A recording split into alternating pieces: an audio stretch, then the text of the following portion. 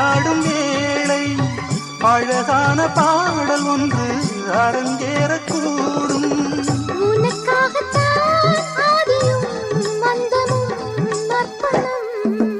அந்தொரு நாள் அந்த நிலாவை கண்டே அந்த நிலா